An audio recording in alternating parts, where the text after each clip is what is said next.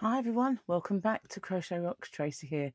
So this is a bit of a late chat than normal because I'm recording this later than it normally goes on.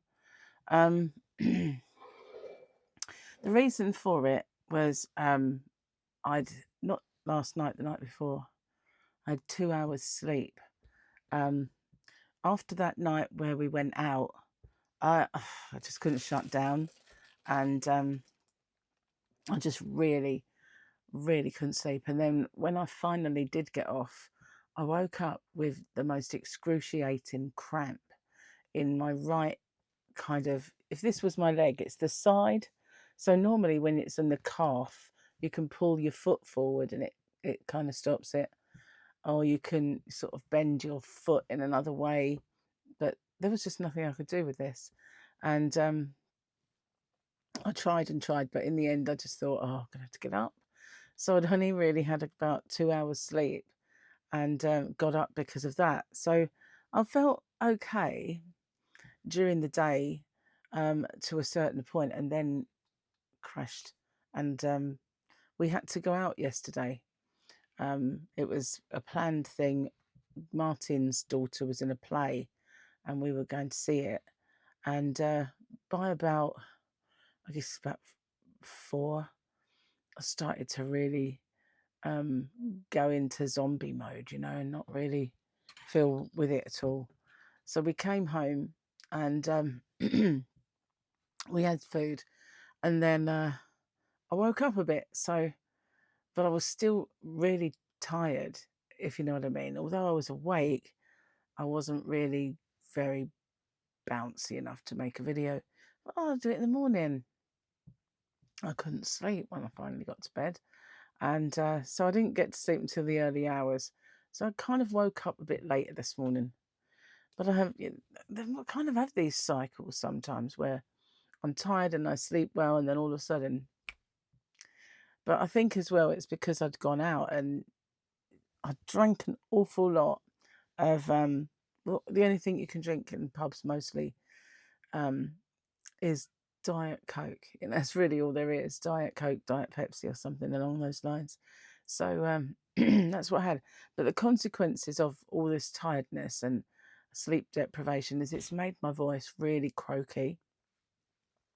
It was terrible yesterday, but it's better, scratchier today. But it's yeah. Hopefully I'll get back to normal with a sleep pattern tonight. Hopefully, fingers crossed. I have gone a week sometimes where I've got a bit of insomnia for a whole week. Hate that. It doesn't do you any favors for being interesting or anything when you want to make a video. So yeah, I'm kind of a bit still in the grips of it. So apologies. And it's a bit late, but I've got to do 2 today. I've got to do tomorrow's.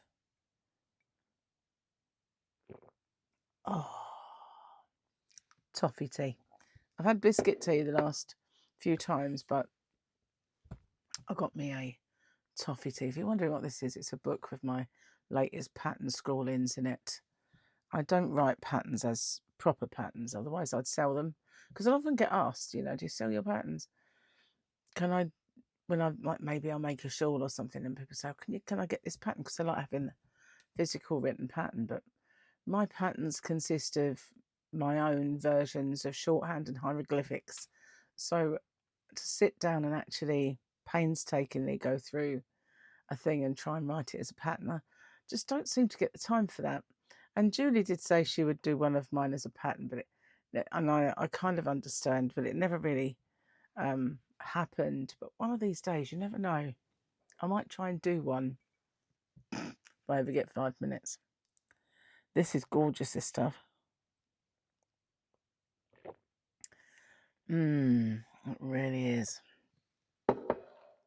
So yeah, I'm quite impressed with the shampoo, conditioner, and mask that arrived in the post. It's obviously a couple of days now, I think, or yesterday. Did it yesterday? I did it. See, sleep deprivation. I think this light's a bit intense. Hang on a moment. That's better. So I've got some yarn. You know, I've been making the blanket, and it's got wool content, so I've been making that slowly. Well, one of the other ones that Gary got for me, and he got me in twos, was this one. It's really, really nice. It's Flowers Merino, but I do love oranges on yarn, but this one has a brown as well. So I have no idea. They're like the sun, aren't they? A bit of a sunshine. I don't know what to make with them. I've got two, and so I think that's quite a big kind of baby blanket that I'm making, or baby size, or lap blanket. It's making a fair size that I think it's definitely a baby blanket or a kid's blanket size, but it's making it quite large, so it's not like the tiny ones for a stroller. So it's making a good size. So I've got two, and I just don't know what do you think? What should I do with this sunshiny coloured yarn? Sunshine with a storm around it, perhaps. I don't know. But yeah, it's got this, and I think brown is back in again. I mean, I think it was only in, was it last year? But the chocolate is back, pairing it with all different colours like blues, but which does look good when you do it together. So yeah, what would you do with this? I've got two cakes. Let's have a look at the yardage, because that will tell me what the actual others were, because they were the same and different colours. 500 grams makes a jumper. Okay. So what I've got then is 225 grams. So I'll make a small jumper, although I'm not small. And it's 590 meters, or 645.22 yards, very specific. So it's 25% wool and 75% acrylic. And if I make this project in a slow way, it's not having any effect on my hands. If I was to use it all the time, when I stop, it's when it starts to prickle my skin. So I stop using it. But this is shade 530, if anybody's interested. And it's kind of interesting with the yellows and oranges and then the brown. So what would you do with that? Just answers on a postcard? No, not really. But you know what I mean. I'd quite like your opinion as to what to do with Sally Sunshine over there. I won't put it back. I'll just put it down. I'm not going to struggle. So yeah, very pretty stuff. And I've got another two, which are similar colours to the ones in the blanket. But I've got a feeling that instead of mauves, it's more whites. Or it might be even be a kind of a light grey somewhere. I think they're out in the Yarnavan, those. Don't seem to be on my shelf. Unless it's one of those things where you glance over it so many times you just don't see it anymore, you know. You ever have that where things are hiding in plain sight because you just take them, it's what your eyes always see. Oh man, that is so good. So what is the date? It's the 7th. 2 days time, Space Cadet time. Okay, 2 days time, David Grush is going to have a press conference on the steps of the Capitol building, and Ross Coulthard is going to film it, and it's going to be on live at 1 o'clock Eastern Standard Time, which is 6 o'clock in the evening for me, for us guys in this side of the world. And I will be watching avidly, because there is it has been widely publicised as that he is going to call out the government and demand that they reveal what they know. Now, if you're not familiar with David Grush, he is one of the whistleblowers that have been doing the congressional hearings. He has testified about the reverse engineering of captured crafts or crafts that have been left, and biologics, which means beings. So he knows an awful lot because he was an insider, and he's calling, and I think he's advising as well the government about the disclosure. So he's going to call them out and make and demand this disclosure, and I think there may be an or else aspect of it, but with all of the scientists and people who worked on these crafts and things around it having some died or disappeared, it is a worry that, but I think in his defense, people like David Grush, Lou Elizondo, all of those others, they are so loud and public about it that any kind of accidents or disappearances are going to be very, very well known.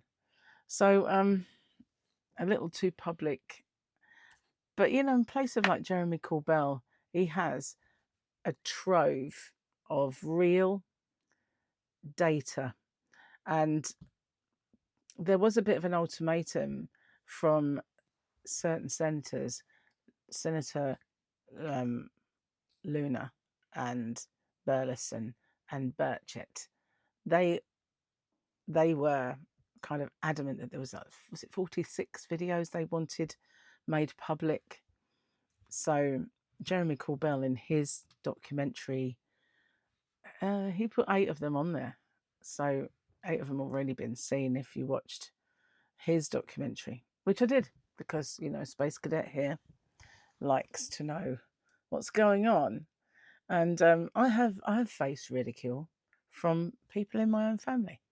And I said, when this comes out, you're going to say she was right all along.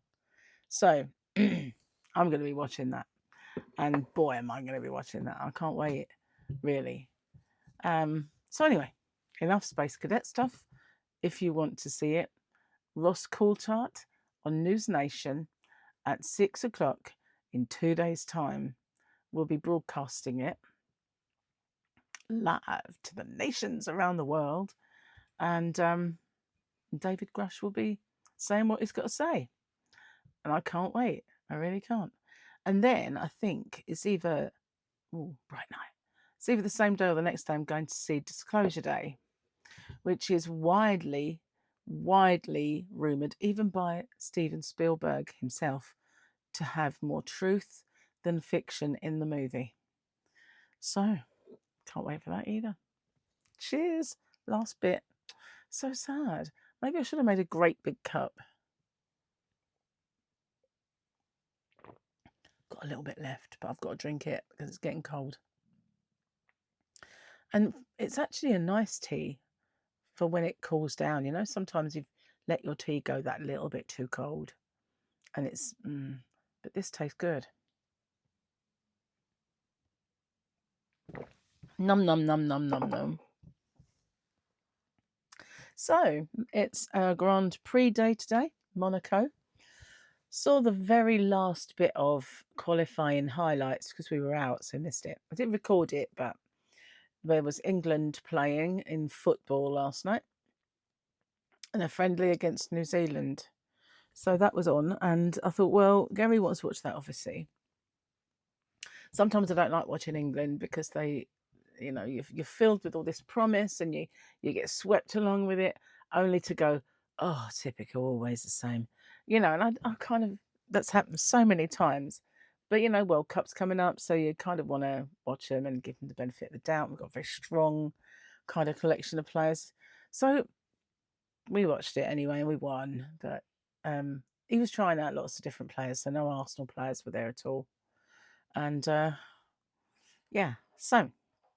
I knew we didn't have time to watch all of it, so we just watched the highlights. And again, Antonelli, pole position, and Lewis is up there with just thousandths of a second between all of the top 4. But Monaco, I hate Monaco. I just do. It's like the most boring race of the season. Hardly any opportunities to overtake.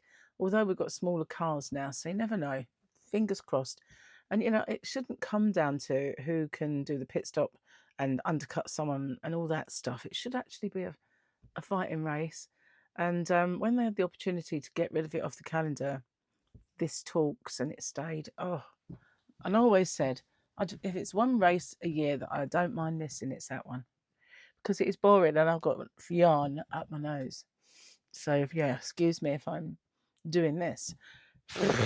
Oh. It could be cat's hairs, actually, because when I let Fluffy out this morning, the actual hallway of the conservatory looked like Fluffy. It was just bits of her fur everywhere, all along. I was like, whoa, I know its winter coat is coming off, but it just looks like she is plucking herself to be like an oven-ready chicken. That's what it's just tufts and bits of her everywhere. So I fed her outside, and then when I come in, I started collecting it all. I had the little pouch that was empty, so I was collecting all her fur up, and I didn't wash my hands, and I'm allergic to her. I am allergic to cats, which is weird. And, you know, I had this really strange thing happen a couple of days ago, and I don't know if I've mentioned this or not because I'm tired. Not as bad today because I've slept, but not enough. We had roast pork the other day, and I didn't have potatoes and stuff. I just had my normal. But for 2 days straight, we had roast pork because it was a joint that lasted us for a couple of days. May even be a little bit left. I'm not sure. But for that 2 days, the roof of my mouth was sore. And I don't know if you ever have things that slightly pique your allergies. But you know where if you run your tongue out there, you can feel the ridges and the kind of arch at the back and that little bit in front of your teeth, or behind your teeth, should I say. You don't feel it it just feels like part of your body, right? But suddenly, if I have something that I'm allergic to, that is swollen and sore, and it feels almost like blisters appearing on it at times. And there are times when the actual skin becomes a bit squishy. So basically it fills with fluids, and it's your body's normal fluids. And I thought, I haven't really had anything. I've got gravy that was made with gluten-free granules and vegetables. So I Googled it. Is it possible to suddenly become allergic to pork? I hope not, because I love pork. And it came up, yes. If you're allergic to cats, then sometimes your body mistakes it. Can mistake what's in the pork for cat dander. I thought, what? That's just what? I couldn't believe it. So, yeah, for 2 days, it was making that area really noticeable. I thought, I can't become allergic to cat dander in my pork. What on earth is that all about? But I had a little bit yesterday, just a nibble, and it didn't happen. So maybe my body's realised, she's not eating cat, fur with spit on it. She's not eating cat dander. How ridiculous is that? Can you believe that that's actually a thing? But I mean, I didn't even say if you're allergic to cats, can you have an allergy to pork? I just put, is it possible to suddenly become allergic to pork? And it just come up with cat allergy. I thought, what? How ridiculous. So I'm hoping it goes away because we just bought one big ton of pork chops. It was in the butcher's. They sell. We've got this really good butcher's, and they sell like 25 kilograms of this for X amount. So we'd only got 2 pork chops left, so we were going to do that. And he said, "Would you rather have a whole rack, and I'll cut it all up for you for £20?" I was like, "Yeah, go on." So he took this whole thing, went out the back, butchered it, and brought us this. Honestly, we had about 12 packs, like put 2 in each. And I thought I better not be allergic to pork because we've just got loads of it to eat. But yeah, like yesterday or whenever it was that I had that little nibble. It was yesterday, I think, before we went out. It's a good job I did that because I would have been starving. But yeah, crazy, huh? I really thought that. Mad. It is really weird, isn't it? How that can correlate together. It just doesn't make any sense. Apparently, pigs meow. They do. God. Anyway, we had a picture. So that means today is a quote. A Mandalorian and a Jedi. They'll never see that coming, said the Mandalorian. Is that my piece? I'm looking for one. Maybe I stuck it in there. No, it's not that. It's just fell out. So, is it? No. When was that? May. Wasn't the one though. Wasn't the one I was looking for. Oh, here's another one. Hang on. Is it you? Oh, hang on. Or if these fell out. May. No, it's where I stuffed him in. Sometimes I do that just to sort of safe keep him. But the rest is all intact. So it's joke time, guys. Joke time. Jokey time. Shall we get a little more closer? There we are. Let's find one that we haven't done. Why did the elephant paint his balls red? To hide in a cherry tree. What's the loudest noise in the jungle? A giraffe eating cherries from a cherry tree. Oh, Gary. Okay, we'll do another one. I don't want to run out though. Oh, we're getting very low. Daddy, a farmer. It says Daddy. A farmer brought a young rooster to replace his old one. The moment he arrived, the new rooster went wild. He mated with all the hens. After lunch, he did it again. The next day, he got to the ducks and geese too. Later, the farmer found him lying on the ground with vultures circling above, shaking his head.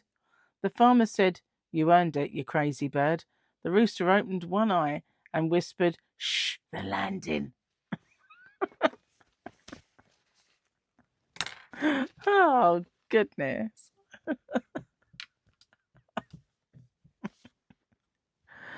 I've known men like that.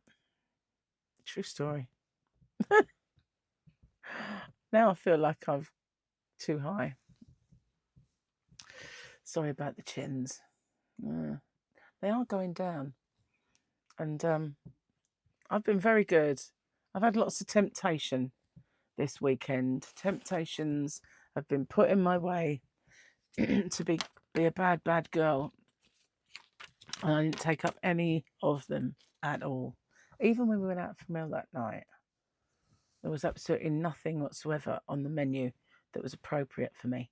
So I had their burger with an extra patty, and said, "Can I like no bun, please?" Because they didn't do gluten-free buns, and I didn't want to eat a bun anyway.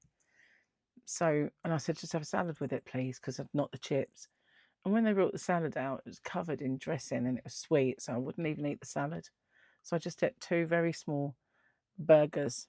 And funnily enough, I wasn't really hungry, which was good. I'd eaten that chicken earlier with the pork that didn't have cat dandelions. I can't get over that. I only had like a tiny bit just in case it upset my whatever that bit of your face is called. It didn't. But yeah, 2 days before, I kept thinking, what on earth have I become allergic to now?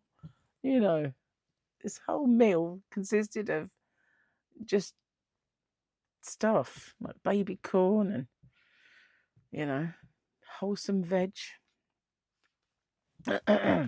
Anyway, guys, I know it's not the most dynamic of chats, not the most dynamic of sleep-deprived human beings at this precise moment in time.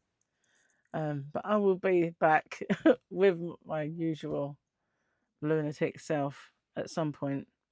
Thanks for watching, and I'm sorry it's late, but you would not have wanted to see me the way I was. It's like, moaning, you know, couldn't have done it. It wasn't really that bad, but you know what I mean. Bye for now. See you on the next one, which will be, funnily enough, recorded today. So I better do something interesting between now and then, or bye for now.